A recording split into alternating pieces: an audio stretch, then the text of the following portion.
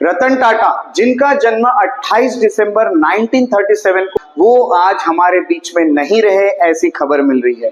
But आपको ये बता दूं कि जो रतन जी टाटा थे वो हमारे बीच में नहीं भी रहे तो उनके विचार हमेशा हमारे साथ रहेंगे। जो जो उन्होंने अपने लाइफ में किए, जो जो चैलेंजेस उन्होंने फेस किए, जो उनकी सक्सेस स्टोरी रही है, ये हमेशा हमारे लिए एक मोटिवेशन बन के रहेंगी। तो चलिए आज इस वीडियो में रतन जी टाटा के बारे में कुछ फैक्ट्स जान लेते हैं, कुछ ऐसे चैलेंजेस जो उन्होंने फेस किए, उनकी कुछ ऐसे सक्सेस स्टोरीज जान लेते हैं जो शायद ही आपको पता हो। रतन जी टाटा जो थे, उनके फादर नवल जी टाटा थे। उनके वाइफ के साथ कुछ इश्यूज होने के कारण रतन टाटा की देखभाल जमशेद जी टाटा के बेटे ने की। यानी हम कह सकते हैं कि Ratan ji Tata was adopted by the son of Jamshed ji Tata. Ratan Tata जो थे, उन्होंने अपना ग्रेजुएशन एट आर्किटेक्चर में कंप्लीट किया और ईयर 1961 में उन्होंने टाटा कंपनीज को ज्वाइन किया और ईयर 1991 में वो टाटा कंपनी के चेयरमैन बना दिए जाते हैं। 1991 में जब JRD टाटा ने ये डिसीजन लिया था कि अब टाटा कंपनी के नए चेयरमैन रतन टाटा बनाए जाएंगे, तो काफी सारे लोगों ने, जो सीनियर लोग थे कंपनी के, उन्होंने बहुत क्रिटिसाइज किया इस डिसीजन को कि ये बिल्कुल अच्छा डिसीजन नहीं है और एक अनएक्सपीरियंस पर्सन को आप ये जगह कैसे दे सकते हैं। मीडिया ने भी इस सवाल को बहुत बार उठाया कि एक अनएक्सपीरियंस्ड व्यक्ति को, एक अनएक्सपीरियंस्ड पर्सन को, जो कि रतन टाटा है, उनको टाटा कंपनी का चेयरमैन बना दिया गया है, जो कि एक बहुत ही बुरी और बहुत ही खराब डिसीजन है टाटा कंपनी की। इतने सब क्रिटिसिज्म के बावजूद भी रतन टाटा जी ने क्या क्या अचीव नहीं किया, ये तो हम सब जानते ही है। बट क्या आप जानते हैं ये सब जो उन्होंने अचीव किया, ये अचीव करते वक्त उनको बहुत सारे चैलेंजेस फेस करने पड़े, बहुत सारे मुश्किलें आई, जिसको उन्होंने फेस करते करते ये अचीवमेंट्स जो है वो हासिल किए। सो उनके चैलेंजेस को जानने की शुरुआत करते हैं और पहला चैलेंज जो उन्होंने फेस किया वो था एक कार कंपनी को लेके। ईयर था 1998। रतन टाटा ने ये डिसाइड किया कि वो कार मार्केट में अब एंटर करेंगे। उन्होंने अपनी पहली कार लॉन्च की जिसका नाम था टाटा इंडिका। टाटा इंडिका ये कार सक्सेसफुली लॉन्च तो हो गई, बट उसको उतना पब्लिक रेस्पॉन्स नहीं मिला और ये कार ज्यादा मार्केट में नहीं चल पाई। इसी कारण रतन टाटा जी को ये कार जो है उसे बंद करना पड़ा। इतना ही नहीं तो ईयर 1999 में उन्होंने ये भी डिसाइड किया कि मैं कार कंपनी को पूरी तरह बेच दूंगा और उसे बंद कर दूंगा। और इस कार कंपनी को खरीदने का ऑफर लेके वो फोर्ड कंपनी के पास गए। फोर्ड कंपनी के जो ओनर थे, उन्होंने रतन टाटा जी का बहुत बुरे शब्दों में इंसल्ट किया। उन्होंने कहा कि जब आपको पैसेंजर कार्स के बारे में जानकारी ही नहीं थी तो आपने ये बिजनेस ही क्यों शुरू किया। और ऐसे शब्दों का जवाब रतन टाटा ने 2008 में दिया, जब फोर्ड कंपनी बैंकरप्ट होने लगी। फोर्ड कंपनी को बैंकरप्सी से रतन टाटा जी ने बचाया और फोर्ड कंपनी से 2 यूनिट्स, जैगुआर का और लैंड रोवर का यूनिट उन्होंने खरीद लिया। और आप तो जैसे जानते ही है कि लैंड रोवर और जैगुआर ये कार्स जो है ये मार्केट में आज क्या स्टेटस रखती है। ये कार्स को भी एक तरह से रतन टाटा जी जो है उन्होंने ही बढ़ावा दी। सो अब हम बढ़ते हैं कुछ सक्सेस लेसन्स की तरफ जो हमें रतन टाटा जी से सीखने मिलते हैं। So first lesson is aim for excellence and innovation.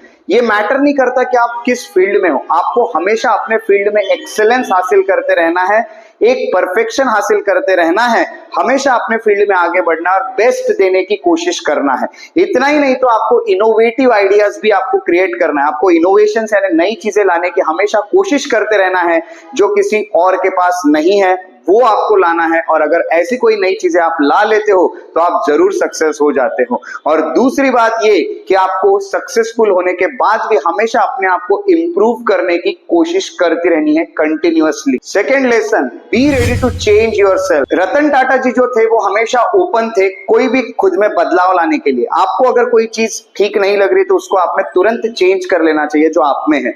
रतन टाटा जी जो थे वो हमेशा मार्केट के अकॉर्डिंग अपने कंपनीज में चेंजेस करते रहते थे। जो जब टाटा कंपनी थी इसमें काफी सारी चेंजेस, ट्रांजिशंस ये आते रहते थे क्योंकि टाटा कंपनी मार्केट के अकॉर्डिंग ही चलती थी। और यही कारण रहा है कि टाटा कंपनी इतने साल मार्केट में एकदम स्टेबल तरीके से कामयाब होती रही, क्योंकि टाटा कंपनी हमेशा मार्केट के अकॉर्डिंग खुद को चेंज करते रहती है। Third lesson is ethical leadership. आप चाहे कितने भी बड़े लीडर बन जाइए, रतन टाटा जी से हमें ये सीखने मिलता है कि आपको हमेशा एथिकल, एक नैतिकता के साथ ही रहना है। आपको बुरे कामों में इन्वॉल्व नहीं होना है, आपको करप्ट प्रैक्टिसेस नहीं अपनानी है। आप जो भी करोगे एथिकली कीजिए और अपना नाम रोशन करते रहिए। रतन टाटा हम अपने कंपनी के चाहे छोटा एम्प्लॉय हो या बड़ा एम्प्लॉय हो, कोई कस्टमर हो या कोई भी वर्कर हो, हर एक को रेस्पेक्ट के साथ ही ट्रीट करते थे। ये एक एथिकल लीडर की सबसे बड़ी क्वालिटी है कि कोई छोटा या बड़ा नहीं होता, सब लोग एक जैसे होते हैं और सबको एक जैसा ही रेस्पेक्ट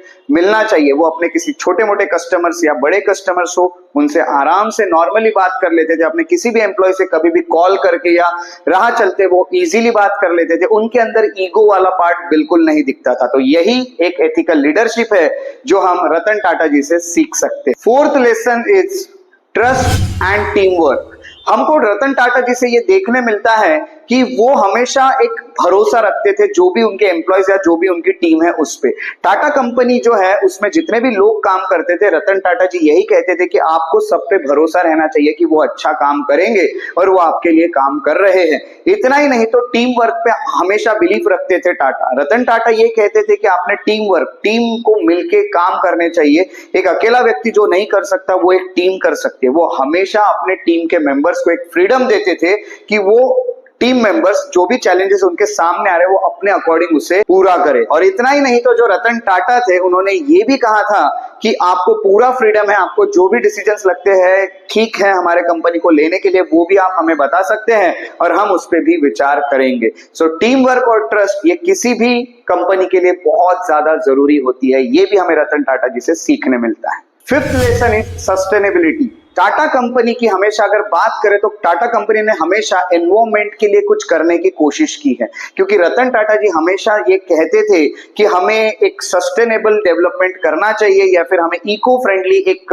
तरह से एक माहौल बनाना चाहिए हमारे देश में। इतना ही नहीं तो हमें सोशल रिस्पॉन्सिबिलिटीज भी उठानी चाहिए। हमें सोसाइटी के लिए, हमें एनवायरमेंट के लिए ये सब कुछ करते रहना चाहिए, जिससे हमारा देश तो आगे बढ़ेगा ही, बट हमारा जो एनवायरमेंट है और हमारा जो भी नेचर है उसको भी काफी सपोर्ट मिलेगा। Sixth lesson empathy and compassion.